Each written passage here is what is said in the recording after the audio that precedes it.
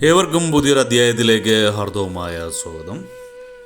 ഈ അധ്യായത്തിൽ നമ്മൾ വിശകലനം ചെയ്യുന്നത് പൂരം നക്ഷത്രത്തിൻ്റെ 2025 ആണ്ട് ജനുവരി ഫെബ്രുവരി മാസങ്ങളിലെ ഗുണദോഷ ഫലങ്ങളാണ്. ഞാൻ ആദ്യമായി ഒന്ന് പറഞ്ഞോട്ടെ, ഇത് പൂരം നക്ഷത്രത്തിൽ പിറന്നവരുടെ പൊതുവായ ഫലമാണ് നമ്മളിവിടെ വിശകലനം ചെയ്യുന്നത്. നിങ്ങൾക്ക് ഓരോരുത്തർക്കും വ്യക്തിഗത ഫലം ലഭിക്കുന്നതിനായിട്ട് നിങ്ങളുടെ ജാതകം ഒരു ഉത്തമനായ ജ്യോതിഷിയെ കാണിച്ച് രാശി ചിന്തനം നടത്തി മുന്നോട്ട് പോകുന്നതാണ് എന്തുകൊണ്ടെന്നുള്ളത്. പൊതുവായ ഫലത്തിലേക്ക് വരാം. ഈ പൂരം നക്ഷത്രത്തിൽ പിറന്നവർക്ക് ഈ 2025 ആണ്ട് സന്തോഷത്തിൻ്റെ സമയമാണ്. വളരെയധികം ഗുണാനുഭവങ്ങൾ ജീവിതത്തിൽ ഉണ്ടാവുന്നൊരു സമയമാണ്. ചില ആൾക്കാരൊക്കെ കൂട്ടു ബിസിനസ്സിലൊക്കെ ഏർപ്പെടും.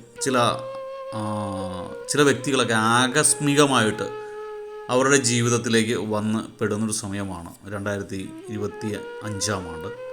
ഡിസംബറോടുകൂടിയൊക്കെ ആയിരിക്കും അയാൾ വരുന്നത്. പക്ഷേ നിങ്ങളുടെ ജീവിതം ഒരു ടേണിംഗ് പോയിന്റിലാകുന്നത് ആ വ്യക്തിയായിരിക്കും.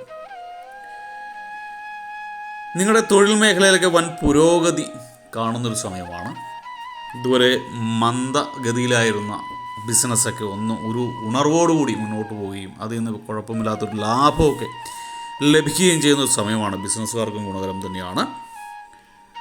ദൂരയാത്രകളും അന്യദേശവാസവും ഒക്കെ ഉണ്ടാകുന്ന സമയമാണ്. നാട് വിട്ട് താമസിക്കേണ്ട ചില സാഹചര്യങ്ങളൊക്കെ പൂരം നക്ഷത്രക്കാർക്ക് കാണുന്നുണ്ട്.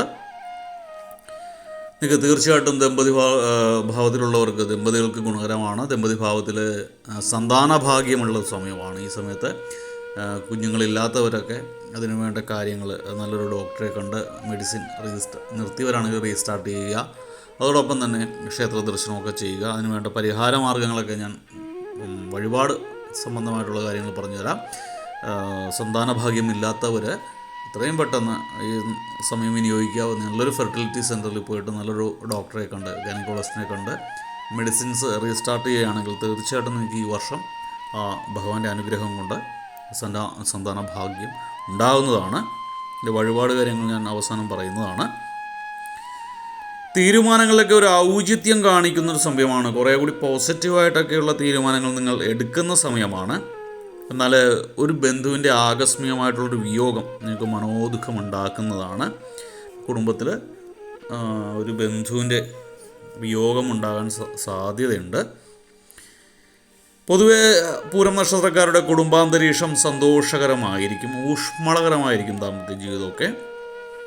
നിങ്ങൾ ബിസിനസ്സിലായിക്കോട്ടെ, ജീവിതത്തിലായിക്കോട്ടെ, അല്ലെങ്കിൽ സുഹൃത്ബന്ധത്തിലായിക്കോട്ടെ, പരസ്പര വിശ്വാസവും ധാരണയും വർദ്ധിച്ചു വരുന്നൊരു സമയമാണ്. നിങ്ങൾ സാമ്പത്തിക പ്രതിസന്ധികളൊക്കെ നിങ്ങളുടെ ജീവിതത്തിൽ ഉണ്ടാവുമെങ്കിലും അതൊക്കെ നിങ്ങൾക്ക് മാറ്റിയെടുക്കാൻ പറ്റുന്ന സമയമാണ്, അല്ലെങ്കിൽ മാറിക്കിട്ടുന്ന സമയമാണ്. ദീർഘവീക്ഷണമില്ലാതെ തുടങ്ങിവെച്ച കാര്യങ്ങളൊക്കെ ധനനഷ്ടത്തിന് കാരണമാകും. ഏതൊരു കാര്യം ചെയ്യുമ്പോഴും നന്നായിട്ട് ആലോചിക്കുക. എക്സ്പീരിയൻസ് ഉള്ളവരുടെ എക്സ്പീരിയൻസ് ഷെയർ ചെയ്യുക. അവരുടെ ഉപദേശങ്ങൾ സ്വീകരിക്കുകയൊക്കെ ചെയ്യുന്നത് ഗുണകരമാണ്. അങ്ങനെ മാത്രമേ ഏത് കാര്യവും ധനം മുടക്കിയുള്ള ഇൻവെസ്റ്റ് ചെയ്തിട്ടുള്ള എല്ലാ കാര്യവും അങ്ങനെ ചെയ്യാവൂ. അല്ലാതെയുള്ള എടുത്തുചാട്ടം നിങ്ങൾക്ക് ഗുണത്തേക്കാൾ വളരെ ദോഷമായിട്ട് ഭവിക്കുന്നതാണ്. പ്രവർത്തനങ്ങളിലൊക്കെ ഉണ്ടായിരുന്ന ഒരു തടസ്സങ്ങളൊക്കെ മാറിക്കിട്ടും. പക്ഷേ ഫെബ്രുവരിയോടുകൂടി ആകുമ്പോൾ ചെറിയ ചെറിയ തടസ്സങ്ങൾ ഈ പ്രവർത്തന മേഖലയിൽ ഉണ്ടാകാൻ സാധ്യതയുണ്ട്. ഫെബ്രുവരി ആദ്യത്തോടുകൂടി ആകുമ്പോൾ നിങ്ങൾക്ക് ദീർഘനാളായിട്ടും മാനസികവും ശാരീരികവുമായിട്ടുണ്ടായിരുന്ന അസ്വസ്ഥതകളൊക്കെ ഒന്ന് മാറിക്കിട്ടി ഒരു ഉണർവും ഉന്മേഷവും ഒക്കെ ജീവിതത്തിൽ ഉണ്ടാകുന്ന സമയമാണ്. ആ മാറ്റമൊക്കെ കണ്ടു തുടങ്ങുന്നുണ്ട്. ജനുവരി അവസാനമൊക്കെ ആകുമ്പോൾ മാറ്റങ്ങൾ കണ്ടു തുടങ്ങും. നിങ്ങൾ സഹപ്രവർത്തകരെയൊക്കെ കണ്ണുമടച്ച് വിശ്വസിക്കരുത്. ആയത് നിങ്ങൾക്ക് വിനയായിട്ട് ഭവിക്കുന്നതാണ്. നിങ്ങളുടെ ഉത്തരവാദിത്തങ്ങൾ സഹപ്രവർത്തകരെ ഏൽപ്പിക്കാതിരിക്കുക.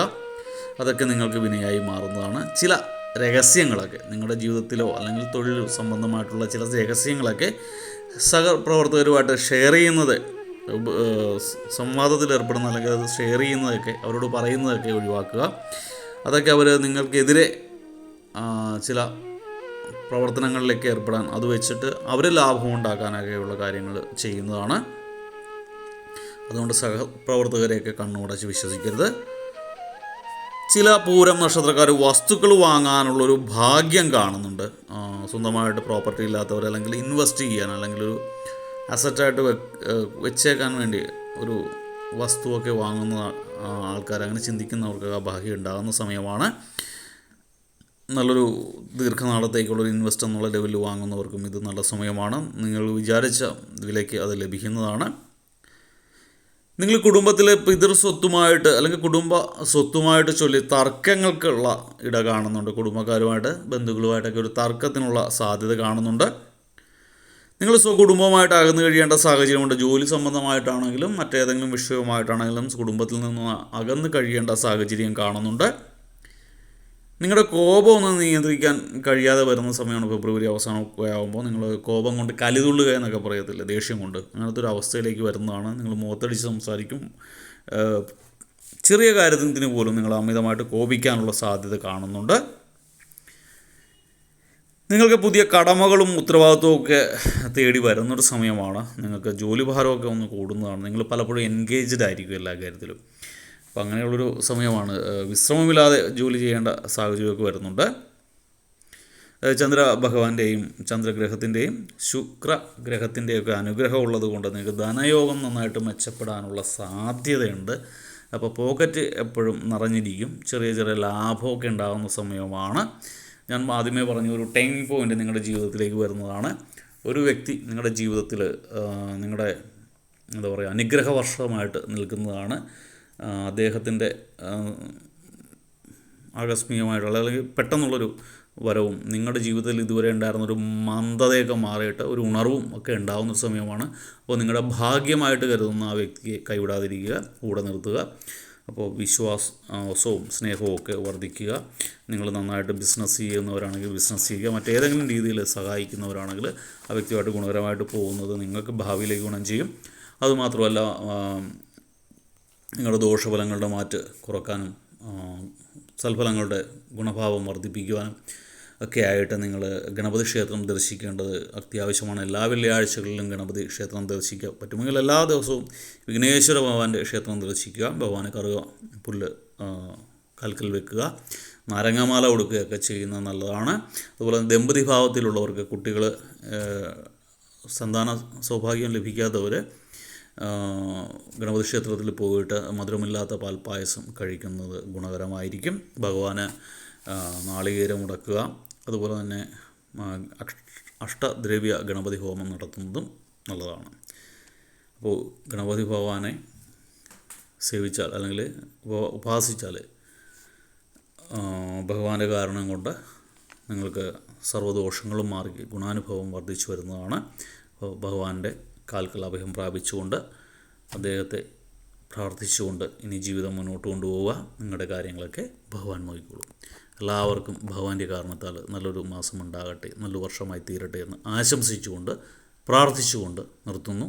നന്ദി, നമസ്കാരം.